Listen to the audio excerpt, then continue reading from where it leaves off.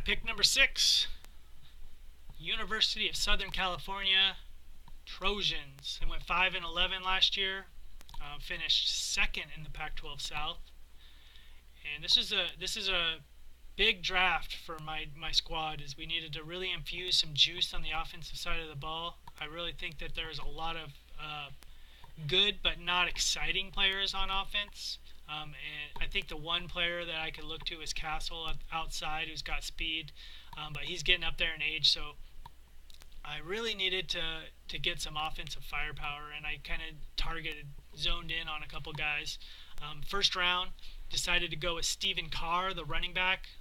He's a big guy, fullback body.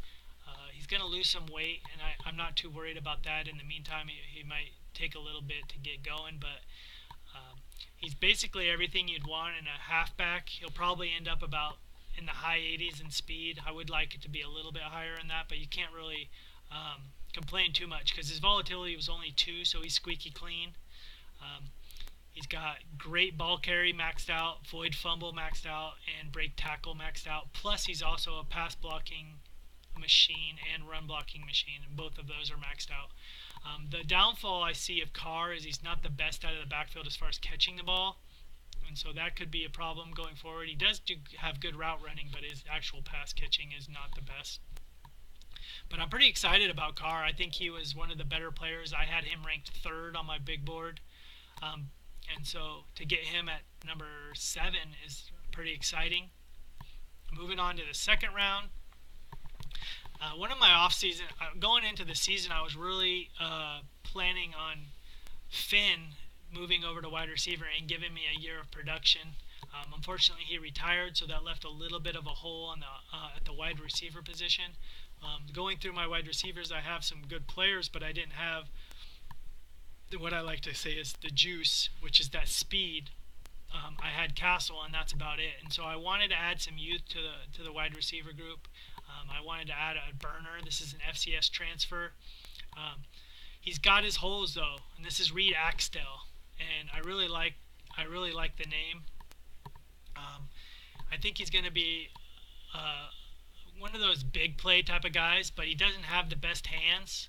69 hands right now, so that's concerning.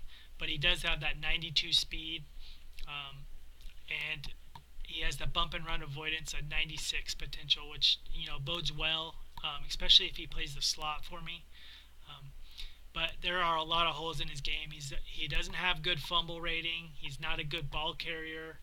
Doesn't break tackles, and his route running is not elite. So I think this was a pick I kind of forced. I kind of targeted. I zoned in on Axtell, yesterday, and I kind of had my mind already made up.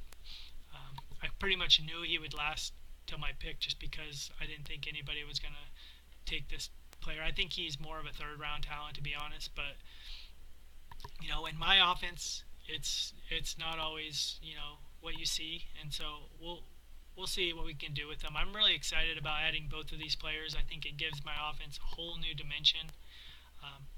With that said, Sloth gave me a B+,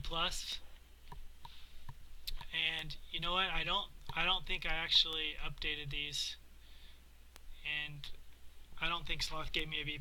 I gave myself a B minus in that range. Let's see what Sloth gave me. I think he gave me a B. Maybe he did give me a B+.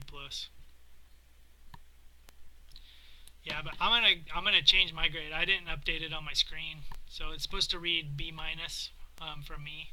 I think the first round pick was a home run, but the second round pick has a lot to be desired, and I think that on paper it doesn't look as good as I think it will later on. So that's your USC Trojans.